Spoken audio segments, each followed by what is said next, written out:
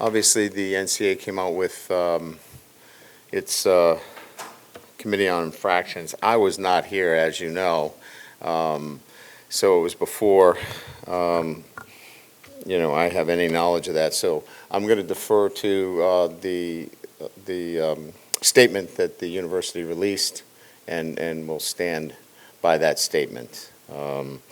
So in terms of asking questions and getting into the specifics, I really just don't have much to offer other than what we released today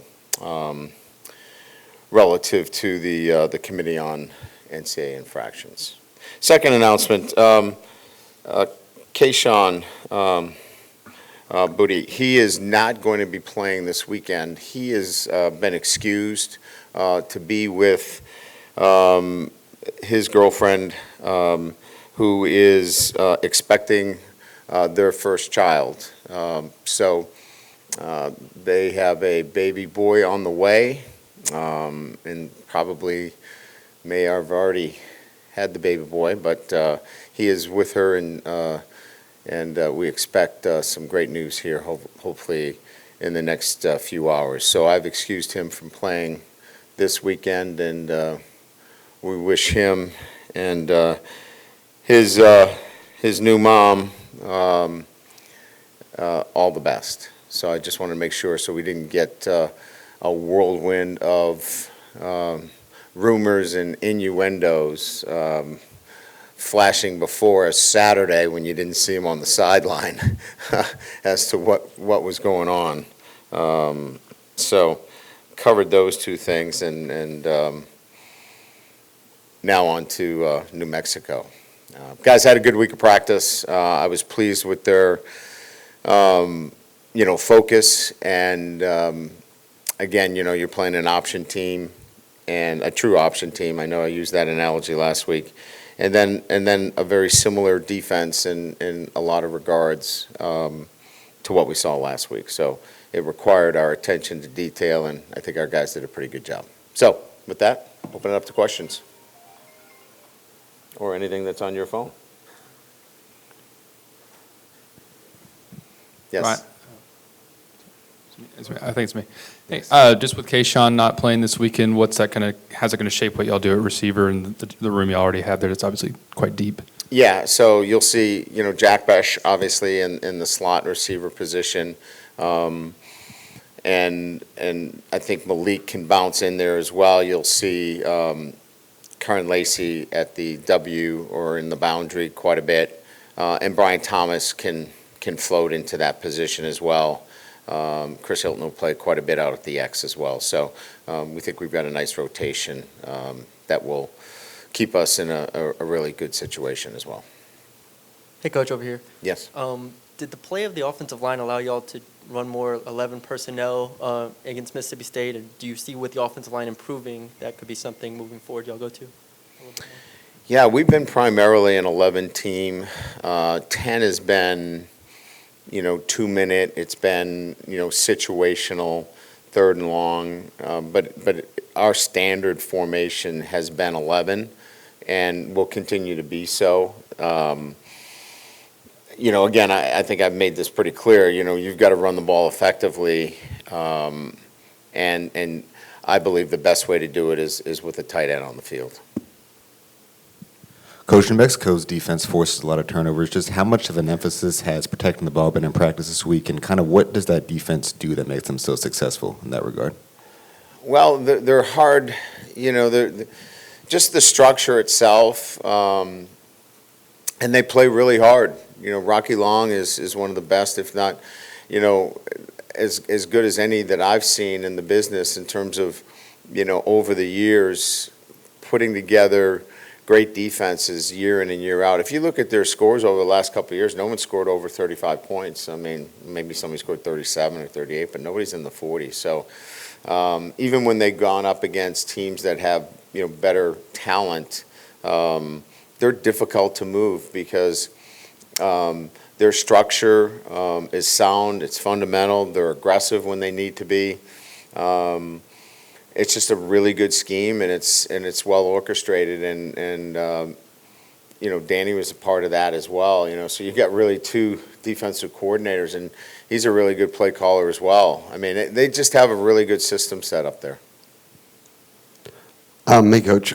Brian Thomas seems to be quietly having a strong season, at least out of the gates. How do you view him as a player and kind of where he's at in his development as a sophomore? Well, he's physically very strong. He's got length. I think the thing that has stood out is his yards after the catch. He's difficult to bring down. And I just think he's another guy that, has started to understand what it takes to get on the field. It is so competitive during the week. You have to practice well. And if you practice well, you have a chance to cash that in with reps. And I think that's the situation that he finds himself in, that he has to compete for playing time during the week. And as he continues to grow and mature, I think he's figuring that out. And, I think we're at a point now where he clearly understands how to get on the field and get more reps. Hey, Coach. I was watching Danny Gonzalez's presser the other day, and it was sort of interesting. I was talking about how his defense might not be exactly the same from Zach Arnett's, despite the fact that It's not. They've worked together. So what are some of the differences then between those two defenses? They're more of a even if they're 3-3 stack. They're a 3-3 stack more so with a robber. Zach's definitely has his flavor. They're a little bit more man coverage as well. So there are some varieties that are different. There's no doubt. I guess where they become similar is the 3-down versions and how those protections need to be implemented from week to week. So there's some good carryover from week to week. Yeah, Brian, right here. If you can get Garrett Nussmeier in the game this week, I mean, what do you want to see out of him that you didn't see last time? Decision making. I think we know that he's talented. I think I talked about it after the game, is that he can't press. He just needs to let the game come to himself. I'd be happy that if he's in the game, that's a good sign. But it's really about really making good decisions, take what they give you, and let's move on to the next play. Let's call another play without it being a moment of wow, and stay away from those moments, and, he can have great success. Any change in Joe Fuchsia's status, or is he going to probably be back for the Auburn game? We expect him back for the Auburn game. Okay. And then with the offensive line, are you going to maybe use that same 5, or what's the rotation going to look like if there is one? That 5 will start, but Anthony Bradford is active. He'll be involved. Cam Wire is dressed as well. And Tremont Short. I think it'll be probably those 8 guys that are in some form of rotation. Hey, Coach, up here real quick. Yes. There have been a lot of changes to your offensive line so far this season. Emory Jones and Will Campbell are 2 freshmen that have stepped up to the plate, and that's kind of rare. What would you say that made you feel confident in starting them versus Mississippi State?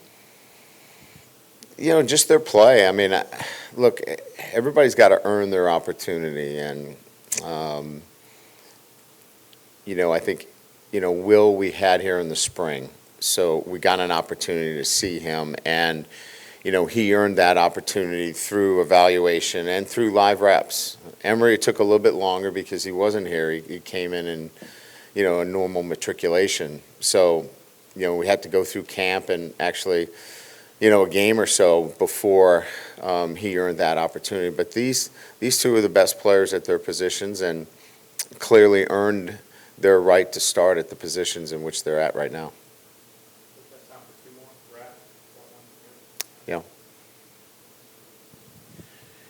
You had a long run of success in games against teams at this level. What are the keys to the focus and the level of concentration that you want your team to have against an opponent of this caliber?